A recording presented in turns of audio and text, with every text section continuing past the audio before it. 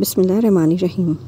میرے بابا سرکاری ملازم تھے اور سرکاری کالونی میں انہیں گھر ملا ہوا تھا۔ اس کالونی میں لڑکیوں کا اسکول ذرا دور تھا، تبھی مجھے بابا اسکول چھوڑنے اور لینے جایا کرتے تھے۔ ایک دن جب اسکول کی چھٹی ہو گئی اور میں گیٹ کے پاس آئی تو مجھے بابا نظر نہیں آئے، حالانکہ وہ روزانہ چھٹی سے پہلے ہی آ جاتے اور جو ہی میں گیٹ سے باہر آتی وہ سامنے کھڑے نظر آ جاتے۔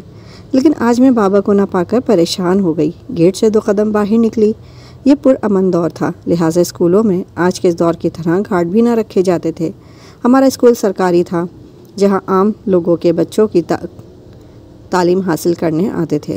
میں نے ادھر ادھر دیکھا، بابا کو نہ پا کر مجھے چاہیے تھا کہ میں وہاں رک کر انتظار کرتی، لیکن میں بچی تھی اور مجھے گھر جانے کی بھی جلدی تھی۔ تبھی آہستہ آہستہ آگے چلنے لگی۔ میں نے بستہ گلے میں ڈال رکھا تھا اور اسکول یونیفارم میں تھی۔ تبھی ایک شخص میرے پاس آیا اور بولا، بیٹا تمہیں کوئی لینے نہیں آیا؟ نہیں، روزانہ میرے بابا آتے ہیں لیکن آج نہیں آئے، میں نے جواب دیا۔ اس شخص نے مجھ سے پوچھا، کیا تم کو گھر کا راستہ معلوم ہے؟ ہاں، میں نے ویسے ہی کہہ دیا، حالانکہ میں اکیلی کبھی اسکول نہیں آئی تھی۔ تاہم ایسا لگا جیسے پیدل چلتی گئی تو گھر پہنچ جاؤں گی۔ تیز دھوپ تھی اور میں پسینے میں شرابور تھی، پیاس بھی لگ رہی تھی، موسم گرم تھا، ہوا میں تپش تھی، لو چل رہی تھی۔ اس آدمی نے میری کیفیت کو بھانپ لیا اور کہا، آج تمہارے بابا نہیں آئیں گے، ان کی طبیعت خراب ہو گئی ہے، اس لیے تمہارے بابا نے مجھے لینے بھیجا ہے۔ ان کے دفتر میں کام کرتا ہوں۔ بابا مجھے موٹر سائیکل پر لینے آیا کرتے تھے۔ یہ شخص بھی موٹر سائیکل پر تھا۔ میں گرمی سے گھبرائی ہوئی اس کی موٹر سائیکل پر بیٹھ گئی۔ اس نے مجھ سے میرا بیگ لیا جس پر میرا نام اور ایک کلاس لکھی ہوئی تھی۔ وہ شخص میرا نام لے کر کہنے لگا، تم دوسری کلاس میں پڑھتی ہو نا؟ ہاں، مگر آپ کو کیسے معلوم ہے؟ تمہارے بابا نے تمہارا نام اور کلاس بتا دی تھی۔ میں تمہیں لینے گیٹ پر پہنچنے والا تھا، تم راستے میں مل گئیں۔ اتنی باتیں کرنے کے بعد وہ مجھے لے کر کسی طرف چلنے لگا۔ اس کے بعد پتہ نہیں کیا ہوا۔ میں اپنے حافظے پر بہت زور دیتی ہوں مگر مجھے کچھ یاد نہیں آتا۔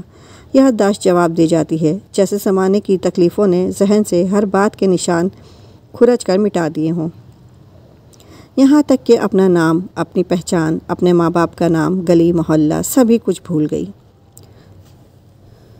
مجھے اغوا کرنے والے جہاں لائے وہاں اور بھی بچے اور بچیاں تھیں۔ میں نے ان پر مظالم کو ہوتے دیکھا تو یادداشت کھو بیٹھی۔ ان مظالم کو میں تحریر نہیں کر سکتی، ان کو بیان کرنے کی مجھ میں تاب نہیں ہے۔ اس وقت کا تصور کرنے سے ہی ہاتھ پاؤں لرزنے لگتے ہیں، سانس رکنے لگتی ہے، روح فنا ہونے لگتی ہے۔ اف، نہیں، میں ان کے بیان کرنے کے بارے میں سوچ بھی نہیں سکتی۔ ان ظالموں کے چہرے تو موت کے چہرے سے بھی زیادہ بھیانک ہیں۔ اس قدر اندازہ کر سکتی ہوں کہ یہ لوگ بچوں کو اغوا کر کے فروخت کرتے ہوں گے، یا بھیک منگوانے کی غرض سے کوئی گروہ خریدتا ہوگا، یا پھر کسی ایسے ہی مذموم مقصد کے لیے بچوں کو اغوا کیا جاتا ہوگا۔ ان چھوٹے چھوٹے معصوم سے بچوں سے مشقت بھی لی جاتی تھی۔ دن رات کی بدسلوکی سے یہ بیچارے ہوش و حواس کھو بیٹھے تھے، اپنے نام پتے تک بھول چکے تھے۔ کچھ ایسے تھے جو گنگ ہو گئے تھے، ان کی قوت گویائی ختم ہو چکی تھی۔ شکر ہے میرے ذمے صرف اس گھر کی صفائی تھی جہاں میں رکھا گیا تھا۔ کبھی سوچ بھی نہ سکتی تھی کہ مجھ پر قدرت اتنی مہربان ہو جائے گی کہ میں اس عقوبت خانے سے نکلنے میں کامیاب ہو جاؤں گی۔ ایک دن ان کا جو بڑا سردار تھا، اس نے مجھے اپنے ٹرک میں بٹھا لیا۔ وہ نہ جانے مجھے کہاں لے جا رہا تھا۔ رات کے وقت ایک جگہ اس نے ٹرک روکا اور اتر گیا۔ سامنے ہوٹل تھا، وہاں کچھ لوگ بیٹھے تھے، شاید وہ ان سے کچھ بات کرنے گیا تھا۔ وہ سمجھ رہا تھا کہ میں سو رہی ہوں، مگر میں سوئی نہ تھی۔ اس کے اترتے ہی میں اٹھ کر بیٹھ گئی اور مجھے چھلانگ لگانے کا موقع مل گیا۔ چھلانگ لگا کر میں جھاڑیوں میں گھس گئی۔ اس وقت موت کے خوف سے زیادہ اس آدمی سے بچ کر نکل جانے کا جذبہ مجھ پر غالب تھا۔ تھوڑی دیر بعد ٹرک اسٹارٹ ہونے کی آواز آئی۔ شاید اس نے کمبل کی طرف دیکھا ہوگا جس میں لپٹی پڑی تھی۔ وہ سمجھا ہوگا میں اس میں لپٹی سو رہی ہوں۔ بہرحال جب ٹرک کی آواز دور ہو گئی، میں جھاڑیوں سے نکل اور سڑک کنارے بیٹھ گئی۔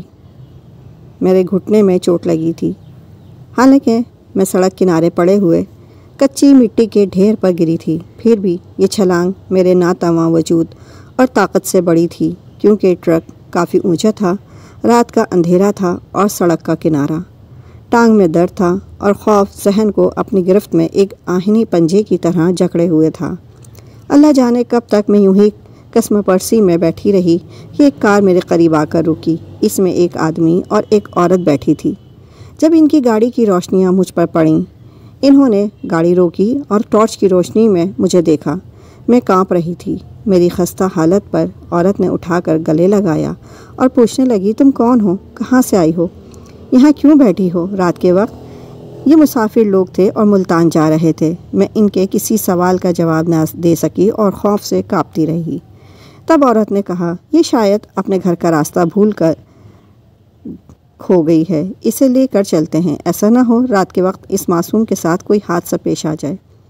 انہوں نے مجھے اپنی گاڑی میں بٹھا لیا۔ میں بھی جلد از جلد محفوظ ہونا چاہتی تھی، تبھی بغیر کچھ کہے گاڑی میں بیٹھ گئی اور گاڑی میں بیٹھتے ہی اس عورت کے شانے سے لگ کر سو گئی۔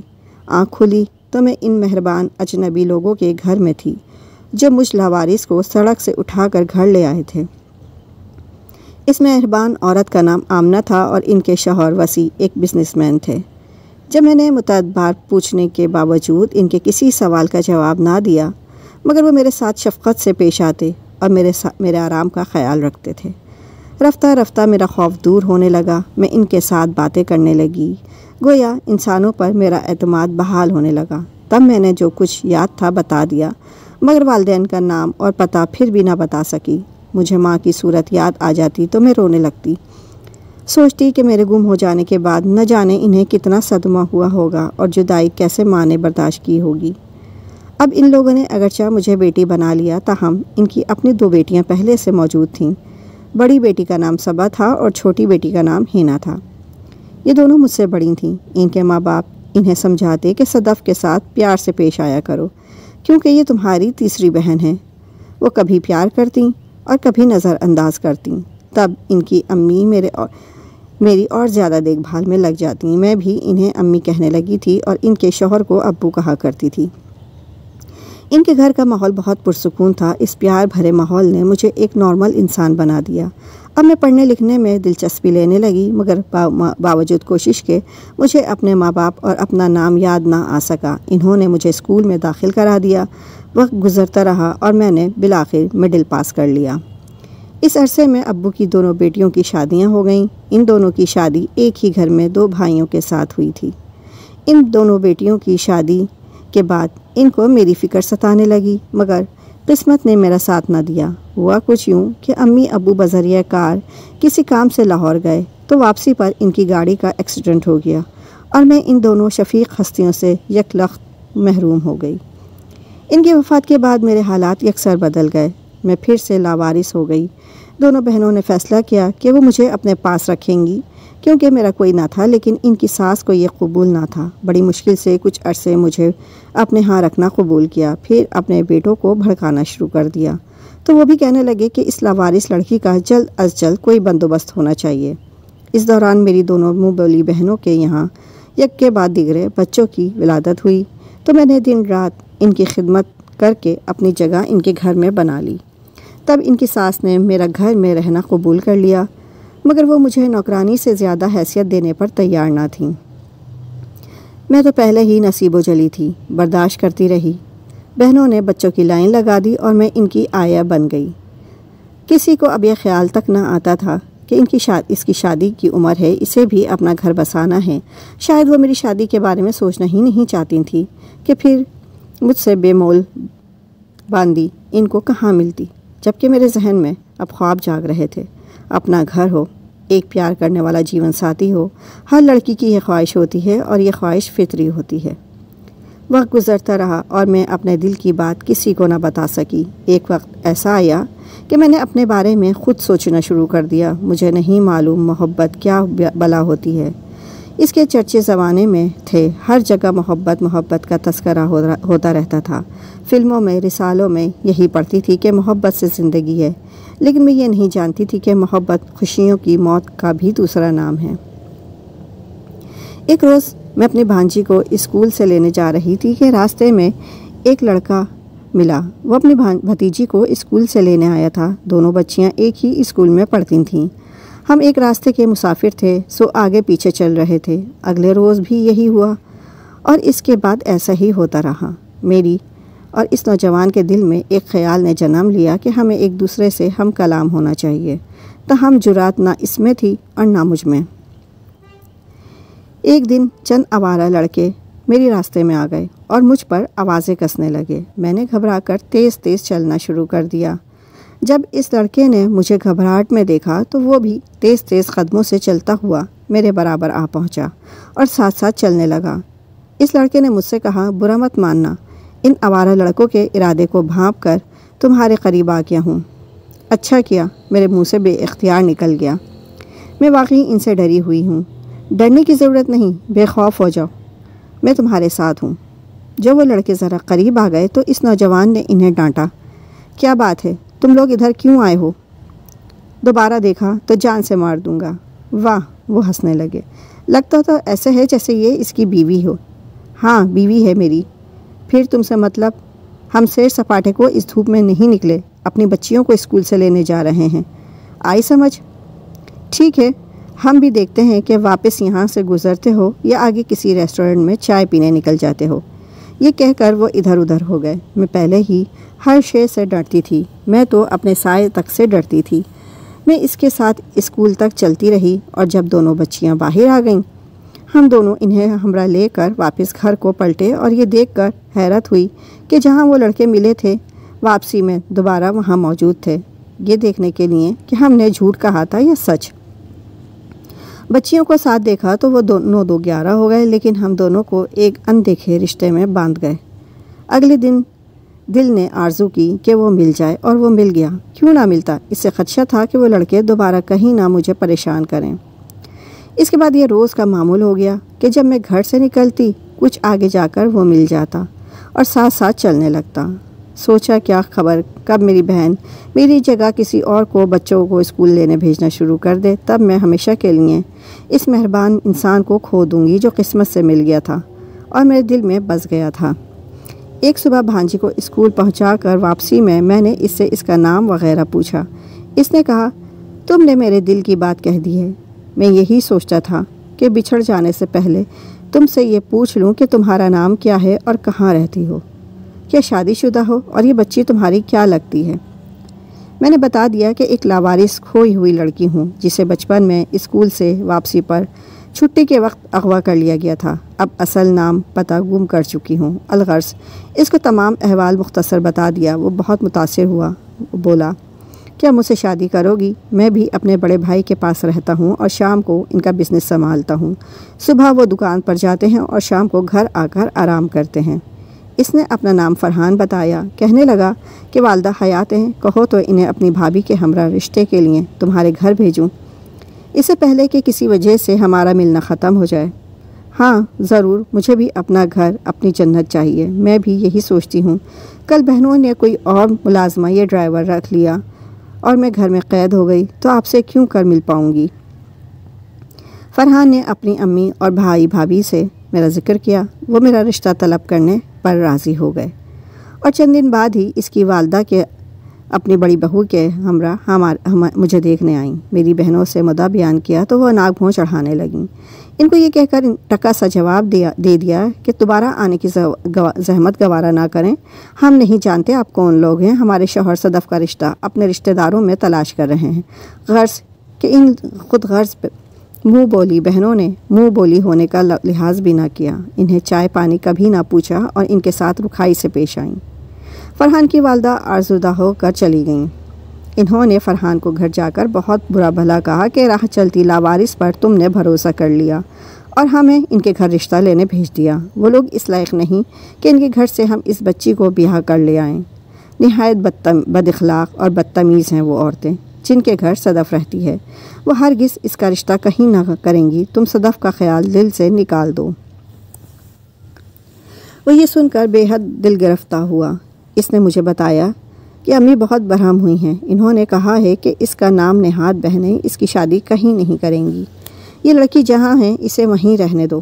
اس کے بعد فرحان مجھے نظر نہ آیا، البتہ اس کی جگہ اس کا چھوٹا بھائی بچی اسکول سے لینے آنے لگا۔ میں اتنی ناسمجھ تھی کہ اس سے اس کا گھر بھی دیکھنے کو نہ کہہ سکی کہ اس نے راستہ بدل لیا۔ غالباً اس کے گھر والوں نے میری بہنوں کے رویے سے توہین محسوس کی تو وہ بیزار ہو گیا۔ یہ سب کچھ اس قدر جلد ہوا کہ مجھے کچھ سوچنے سمجھنے کا موقع نہ ملا۔ اب دل میں ایک خلش تھی، ایک کسک تھی جو چین نہ لینے دیتی تھی۔ بہنوئی لاہور سے تبادلہ کرا کر ملتان آ گئے۔ گاڑی اور ڈرائیور فرم کی طرف سے مل گئے اور اب بہنیں خود گاڑی میں بچی کو لینے جانے لگیں۔ میں گھر میں قید ہو گئی۔ وقت گزرتا گیا۔ ایک روز میری دونوں بہنوں نے بتایا کہ وہ بیرون ملک جا رہے ہیں۔ اس عرصے میں ان کی ساس وفات پا چکی تھیں۔ مجھے انہوں نے اپنے ایک رشتہ دار کے گھر بھیج دیا کیونکہ وہ فی الحال اپنا گھر بند کر کے جا رہے تھے۔ یہ اچانک تبدیلی میرے لیے کسی صدمے سے کم نہ تھی۔ حیران پریشان کہ اب نئے گھر میں نئے لوگوں کے ساتھ رہنا ہے جو میرے کچھ نہیں لگتے۔ ابو اور امی کی نسبت سے ایک نام نہاد بہنوں کا رشتہ جو ابھی تک چل رہا تھا وہ بھی خلاؤں میں گم ہوتا نظر آنے لگا۔ کوئی اور چارہ نہ تھا، جو بھی یہ لوگ میری قسمت کا فیصلہ کرتے ماننا پڑتا۔ دونوں بہنوں نے تسلی دی کہ ہم کچھ عرصے وہاں رہ کر واپس آ جائیں گے، تم فکر مت کرو۔ رفعت باجی بہت اچھی اور رحم دل عورت ہیں، وہ بھی تمہارا بہت خیال رکھیں گی۔ وہ بے شک رفعت باجی بہت اچھی اور رحم دل تھیں، لیکن ان کی بہو نہایت سنگ دل اور شکی عورت تھی۔ اس کے دل میں عجب قسم کے خدشات رہتے تھے کہ کوئی خوبصورت لڑکی میرے شوہر کے دل کو نہ بھا جائے۔ وہ مجھ پر کڑی نگرانی رکھتی اور بدسلوکی کرتی۔ اس کی نگاہیں ہر دم میرے گرد پہرا دیتیں۔ اس عورت نے میرا ہی نہیں خود اپنا بھی سکون خراب کر کے رکھ لیا۔ وہ نام نہاد بہنیں صبا اور ہنا پھر اچھی تھیں، کم از کم مجھ پر شک نہ کرتی تھیں۔ یہ عجب قسم کی عورت تھی، ہر وقت کی اہانت سے دل برداشتہ رہتی، دعا کرتی کہ میری بہنیں جلد لوٹ آئیں، لیکن وہ نہ لوٹیں اور 3 برس اسی اذیت میں گزر گئے۔ رفعت باجی نے بتایا تھا کہ وہ 5 سال کی مدت پوری ہو جانے کے بعد لوٹیں گی۔ اس اثنا میں رفعت باجی بیمار پڑ گئیں۔ میں نے ان کی خوب خدمت کی۔ وہ مجھے دعائیں دیتی، کہتی تھیں اللہ مجھے صحت دے، تیری شادی کر دوں گی، اب جی جان سے تیرے لیے کوئی اچھا رشتہ ڈھونڈوں گی۔ ان کی زندگی کے دن گنے جا چکے تھے، اللہ نے مہلت نہ دی، وہ وفات پا گئیں اور میں ایک بار پھر بے آسرا ہو گئی۔ اب ان کی بہو نے خوب پنجے نکال لیے۔ ساس کے ڈر سے جو ذرا دبکی ہوئی تھیں نظر آتی وہ ڈر جاتا رہا۔ اب انہوں نے بات پر مجھے ذلیل کرنا شروع کر دیا، کہتی کہ کہاں تک تمہاری نگرانی کروں، اب تمہارا دارالامان بھجوانا پڑے گا، تم لاوارث کا یہی ٹھکانہ ہے۔ ان باتوں سے ایک روز میں اتنی دل شکستہ ہوئی کہ رونے بیٹھ گئی۔ اسی وقت اتفاق سے ان کی ایک پڑوسن آ گئیں۔ دروازہ میں نے ہی کھولا، انہوں نے میری بھیگی آنکھوں کی طرف دیکھا اور سارا معاملہ سمجھ گئیں۔ ہم انہیں خالہ جمیلہ کہتے تھے۔ وہ میری تمام حالات سے واقف تھیں۔ مجھ سے کہا مجھے معلوم ہے کہ یہ عورت تم کو کتنا تنگ رکھتی ہے، ایسا کرو کہ تم ایک روز چپکے سے کنڈی کھول کر میرے پاس آ جاؤ کہ جب یہ سو رہی ہو، میں تمہیں ایک نیک گھرانے میں بھجوا دوں گی۔ وہ کب سے کہہ رہے ہیں کہ ہمیں کوئی لڑکی چاہیے۔ ختیجہ میری بہن ہے اور ان کی بہو بچے کو جنم دینے والی ہے۔ ختیجہ خود بیمار رہتی ہے، بہو اور بچے کی دیکھ بھال سے قاصر ہے۔ اس وقت میں اس قدر رنجیدہ تھی کہ خالہ جمیلہ کی بات مان لی۔ اگلے دن جب بھابھی سو گئیں، میں چپکے سے دروازہ کھول کر ان کے گھر چلی گئی۔ انہوں نے مجھے برقع پہنا دیا اور جلدی سے اپنی گاڑی میں بٹھا کر ختیجہ کے گھر لے گئیں۔ پہلے تو میں ان کو پہچانی نہیں، پھر یاد آیا کہ یہ فرحان کی امی ہیں جو میرا رشتہ لینے آئی تھیں۔ میری آنکھوں سے آنسو جھلک پڑے۔ انہوں نے بھی آگے بڑھ کر مجھے گلے لگا لیا۔ پھر انہوں نے اپنی بہو کو آواز دی اور مجھ سے بلوایا۔ میرا دل بیٹھ گیا۔ میں سمجھی کہ یہ فرحان کی بیوی ہوگی، مگر بعد میں انہوں نے بتایا کہ یہ چھوٹے بیٹے کی بیوی ہے اور فرحان نے تو ابھی تک شادی ہی نہیں کی ہے۔ جب فرحان گھر آیا اور اس نے مجھے اپنے گھر میں دیکھا تو حیران رہ گیا، لیکن جب اس کو میرے آگے کے حالات پتہ چلے تو اس پر وہ اور دکھی ہو گیا کہ میں لاوارث تھی اور لاوارث ہی رہ گئی اور اب اس کے گھر بطور ایک ملازمہ لائی گئی ہوں۔ وہ اس وقت تو خاموش ہو گیا، لیکن بعد میں اس نے اپنی امی سے کہا صدف سے پوچھو، اگر یہ راضی ہو تو میں اس کے ساتھ شادی کے لیے تیار ہوں۔ لیکن اس کی امی نے یہ بات مجھے نہ بتائی کیونکہ وہ کچھ دن مجھے اپنے پاس رکھ کر میرے طور اتوار دیکھنا اور پرکھنا چاہتی تھی۔ تقریباً 1 سال تک انہوں نے میری فرحان کے ساتھ شادی کا نام نہ لیا۔ ایک روز خالہ جمیلہ آ گئیں اور بتایا کہ رابعہ تمہارے چلے جانے سے بہت پرسکون ہے، اس لیے اس نے تمہیں ڈھونڈنے کی بھی کوشش نہیں کی اور اسے تمہاری گمشدگی کا بالکل بھی ملال نہیں ہے۔ ہاں، مگر اب تمہاری دونوں بہنیں واپس آ گئی ہیں۔ وہ رابعہ کے پاس تمہارے بارے میں معلوم کرنے آئی تھیں۔ اس نے یہی بتایا کہ تم گھر سے بھاگ گئی ہو۔ وہ دونوں بے حد پریشان ہوئیں۔ جس دن وہ آئی تھیں میں بھی اتفاق سے وہاں موجود تھی۔ تمہارے بارے میں سن کر کہنے لگیں کہ خالہ، ہمیں یقین نہیں آتا کہ صدف خود سے بھاگی ہوگی۔ یقیناً اس کے ساتھ کوئی حادثہ پیش آیا ہے۔ میں نے ان سے سرگوشی میں کہا کہ اصل بات جاننا چاہتی ہو تو میری طرف آ جانا۔ وہ رابعہ کے گھر سے میرے گھر آ گئیں۔ میں نے انہیں بتا دیا کہ تمہیں میں نے اپنی بہن کے گھر پہنچا دیا تھا، کیونکہ رابعہ اسے کسی سینٹر میں پہنچانے کا سوچ رہی تھی۔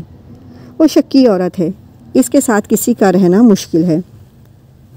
صبا اور ہنا دونوں تم سے ملنا آنا چاہتی ہیں، تم بتاؤ ان سے کیا کہوں؟ میں نے کہا میں آنٹی کے سامنے انہیں نہیں لانا چاہتی، مگر ابو اور امی کا خیال آتا ہے جو میرے محسن تھے اور ان کی بیٹیاں ہیں۔ سمجھ میں نہیں آتا کیا کروں، میں خود انہیں سمجھا دیتی ہوں، تم مجھ پر چھوڑ دو۔ خالہ جمیلہ نے مجھے دلاسا دیا اور ادھر فرحان کی امی کو سمجھایا اور ادھر میری بہنوں کو، اور یوں انہوں نے میری اور فرحان کی شادی کی راہ ہموار کر دی۔ اللہ کو یہی منظور تھا کہ ہماری شادی ہو۔ ہماری لگن سچی تھی کہ بچھڑ جانے کے بعد نہ کبھی فرحان کے دل سے میرا خیال گیا اور نہ ہی میں اسے بھلا سکی۔ اللہ تعالیٰ کی طرف سے معاوضہ ہو گیا کہ ہم پھر مل گئے۔ مجھے فرحان کے گھر پناہ ملی اور یہ پناہ مضبوط اور دائمی تھی، یعنی زندگی بھر کے لیے فرحان کے گھر کی چھت تلے مجھے رہنا تھا اور سکون کے بقیہ دن گزارنے کا موقع بالآخر اللہ تعالیٰ نے دے دیا تھا۔ لیکن اس خوشی کو نہ میرے حقیقی ماں باپ دیکھ سکے اور نہ وہ جنہوں نے مجھے ایک رات سڑک سے لاوارث کی صورت میں اٹھایا اور اپنے گھر لا کر پناہ دی، پیار دیا اور پروان چڑھایا۔ ان کا بھی مجھ پر بہت حق تھا، مگر وہ اس دنیا سے ایسی دنیا میں جا چکے تھے کہ جہاں سے کوئی واپس نہیں آتا۔ مجھے بہنوں نے عزت سے رخصت کیا اور میں فرحان کی دلہن بن گئی۔ جس وقت میری فرحان سے شادی ہوئی میری عمر تقریباً 40 کی ہونے والی تھی، لیکن اس وقت بھی اللہ نے کرم کیا اور مجھے اولاد کی نعمت سے نواز دیا۔ ہمارے 4 بچے ہیں اور میں خوش و خرم فرحان کے گھر کے ہمراہ زندگی گزار رہی ہوں۔ آج زندگی میں خوشیوں کی کمی نہیں، پھر بھی میری خوشیاں ادھوری ہیں، کیونکہ حقیقی ماں باپ، بہن بھائی، رشتہ دار کبھی نہیں مل سکیں گے۔ نہ جانے وہ کہاں ہیں، کیسے ہیں، زندہ ہیں یا نہیں۔ یہ اور ایسے کتنے ہی سوالات ہیں جو کبھی کبھی مجھے اس قدر پریشان کر دیتے ہیں کہ راتوں کی نیند اڑ جاتی ہے۔ پھر خود کو یہ سوچ کر پرسکون کر لیتی ہوں کہ ماں باپ، بہن بھائی نہ مل سکے تو کیا ہوا؟ اللہ نے کتنا بڑا کرم کیا کہ فرحان کے گھرانے جیسا نیک گھرانہ دیا اور فرحان جیسا نیک دل شوہر عطا کیا، اولاد دی، خوشیاں دیں، ورنہ مجھ جیسی لاوارث لڑکیاں تو زمانے کی ٹھوکروں میں خاک کر دی جاتی ہیں، بھیک منگوائی جاتی ہے، ان کو فروخت کیا جاتا ہے، اور اس سے آگے سوچتے ہوئے دل لرز جاتا ہے۔ تو پھر کیوں نہ اللہ کا شکر ادا کرنا چاہیے؟ جو نہ ملا وہ تقدیر میں نہیں تھا، جو مل گیا وہ قسمت میں لکھا گیا تھا۔ شکر ادا کرنا چاہیے، جو نہ ملا وہ تقدیر میں نہیں تھا اور جو مل گیا وہ قسمت میں لکھا گیا تھا۔ بس اس ایمان کے ساتھ زندگی گزرتی ہے تو سہل لگتی ہے، ورنہ ماضی میں میری زندگی کے دن جس طرح گزرے ہیں انہیں یاد کر کے سوائے دکھوں کے اور کچھ نہیں ملتا۔ اگر آپ کو میری کہانی پسند آئی ہو تو میرے چینل کو لائک اور سبسکرائب کر دیجیے۔